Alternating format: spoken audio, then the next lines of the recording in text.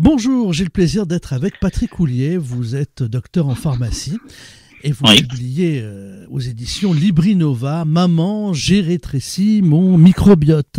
Alors le titre du livre peut être un peu trompeur. On pourrait penser que s'adresse à des futures mamans ou à des jeunes mamans pour expliquer comment qu'est-ce que ce microbiote et comment il guide notre vie et notre santé. En réalité, les enseignements sont riches. Cela nous concerne tous, même adultes. Voilà. On apprend des choses. Absolument. Voilà. J'espère, c'est un petit peu le but. Donc, oui, effectivement, ça parle du microbiote. Le microbiote, c'est ce qu'on appelait avant la flore intestinale. Donc, ce sont des bactéries que nous hébergeons dans nos intestins. Et au cours de l'évolution, très lentement, on a établi une relation vraiment privilégiée, vitale avec ce microbiote. C'est ce qu'on appelle une symbiose. Symbiose, ça veut dire ensemble pour la vie. Donc, on est vraiment ensemble les uns les autres. Alors, ces fonctions, on va pas rentrer dans le détail, mais c'est la digestion, l'immunité, le développement cérébral, donc vraiment des choses fondamentales. Alors, ce qui apparaît, et pourquoi j'ai parlé de la maman, c'est qu'on se rend compte que ce microbiote a perdu beaucoup de sa diversité, de sa quantité au cours des dernières décennies. On peut dire en 50 ans, le microbiote a perdu 50% de sa diversité, et donc il est moins apte aujourd'hui à réaliser correctement toutes ces fonctions de digestion, de développement cérébral, d'immunité. Alors les causes de ça, c'est l'industrialisation, l'alimentation industrielle, la pollution, la mondialisation, le stress, voilà, toute chose de ce qui est apparu il y a une cinquantaine d'années et qui donc se transmet, se reproduit de génération en génération. Et c'est pour ça que j'ai choisi le sujet de la maman, parce que involontairement, bien sûr, sans culpabiliser les mamans, ça concerne aussi les papas, on vit dans un monde qui fait qu'on a un microbiote réduit et que progressivement on transmet de génération en génération des risques de maladies, ce qu'on appelle les maladies chroniques.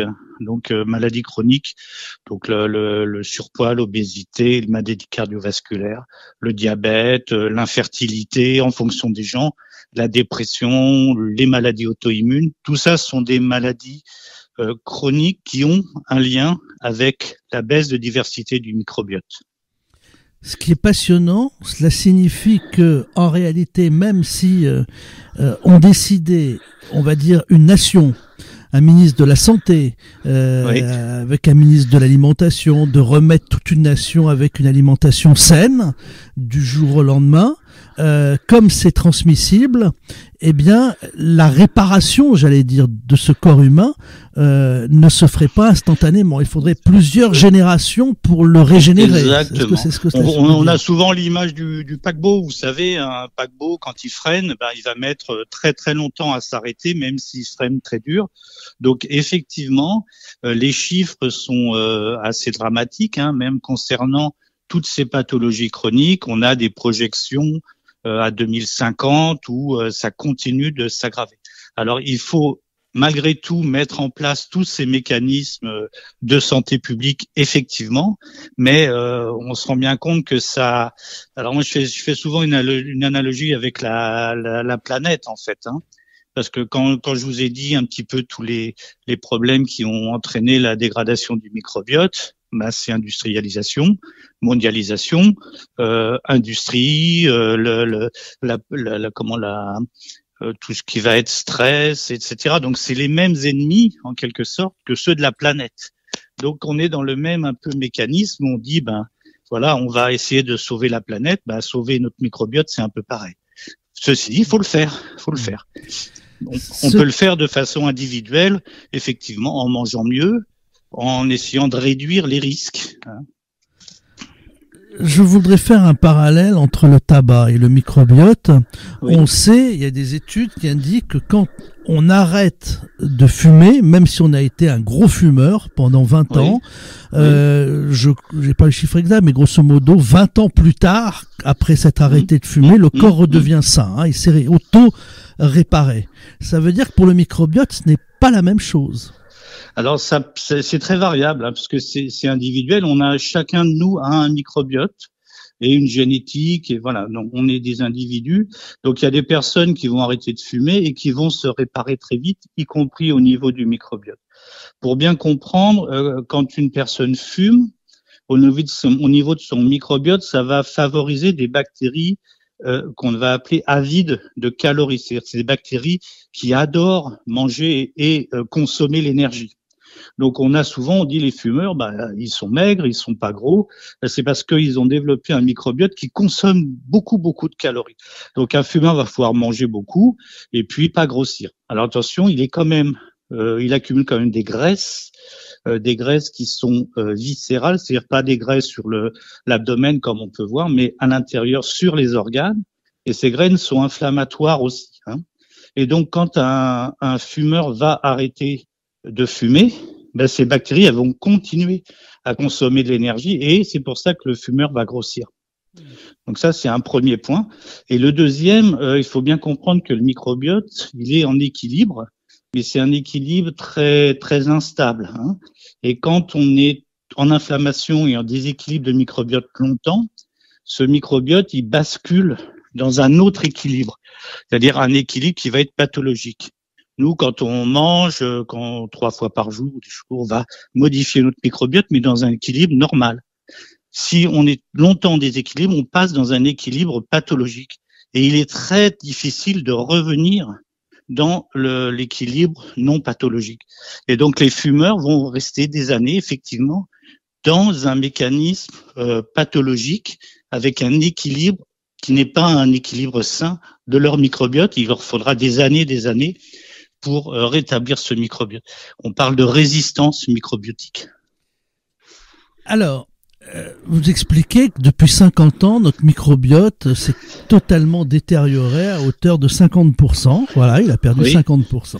Je déduis donc pendant des siècles, notre microbiote était performant, il a perdu en performance. Alors que je vais faire le paradoxe suivant.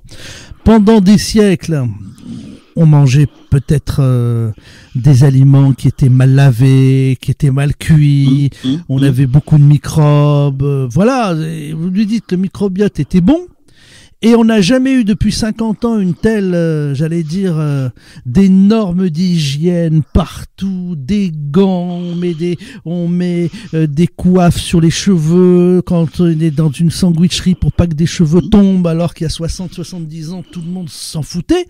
Et toutes ces normes d'hygiène et cette pasteurisation au sens Pasteur de notre société, finalement, il n'y a pas eu de grande chose positive là-dedans. Moi, c'est ce que j'en déduis. Alors, il y en a quand même, hein, notamment en termes d'espérance de vie. Évidemment, on vit plus longtemps. Ce sont des choses qui sont des améliorations, mais il y a une partie qui est lente. C'est-à-dire qu'on a fait de l'hygiénisme depuis quand même plusieurs siècles, donc ça commence à aller mieux. Ce qui a vraiment le point de rupture, c'est l'hygiénisme plus l'industrialisation, l'alimentation industrielle notamment. Donc ce sont des changements plus subtils. Les antibiotiques, par exemple, ça rentre dans ce que vous décrivez comme étant favorable, mais ça a tellement altéré le microbiote que ça devient négatif. Donc il y a toute une partie qui est relativement positive parce qu'on a une espérance de vie bien meilleure avec les systèmes de soins, mais en contrepartie, le paradoxe il est flagrant, il existe, hein, comme vous le dites. En contrepartie, on réagit par la maladie à tout un tas de désordres qu'on a mis en place. Donc l'hygiénisme, l'hygiène, on va dire, le tout à l'égout, toutes ces choses-là, c'est très bénéfique, évidemment pour l'espérance de vie, mais en contrepartie, on a mis en place des systèmes qui nous entraînent dans des maladies chroniques. C'est-à-dire qu'avant, il y avait des épidémies, les gens mouraient en masse. Bon, là, on est rentré dans de la pathologie chronique, long terme, qui s'installe. Donc, on est passé un petit peu de maladies aiguës, brutales, microbiennes, à des pathologies chroniques sur le long terme. Donc il y a le paradoxe, hein, ça existe. Pour savoir que le microbiote a été réduit, on s'intéresse à des populations ancestrales qui n'ont pas été en contact avec la civilisation. Donc ces gens-là ont un microbiote 2 fois plus riche que le nôtre, vraiment 2 fois plus riche.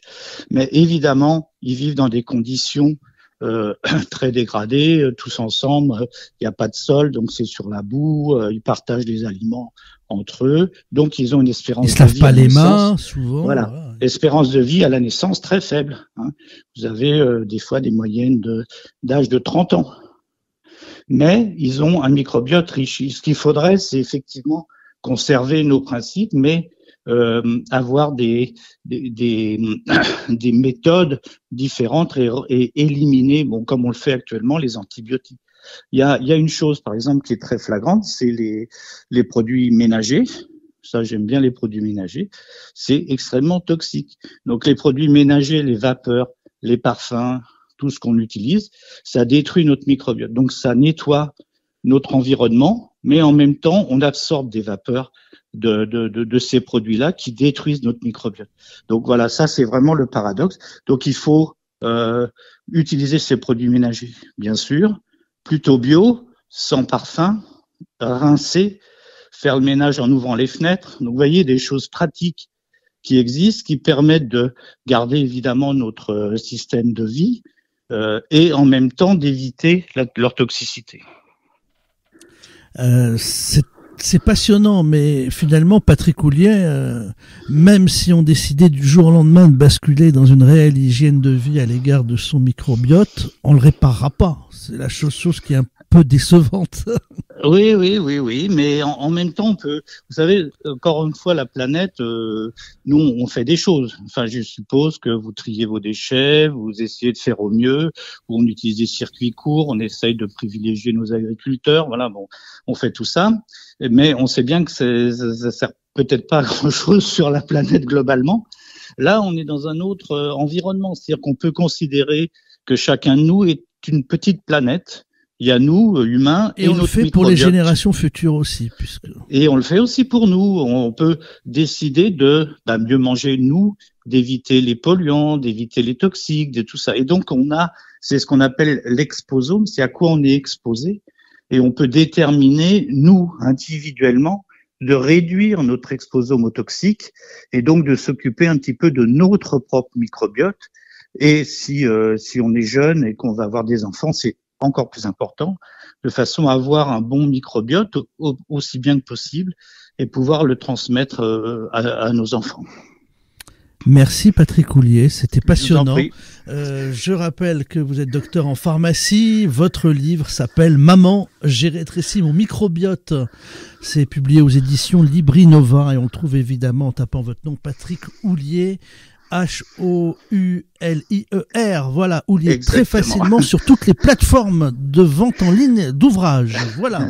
Merci beaucoup, Yannick. Merci Patrick Houllier. Merci.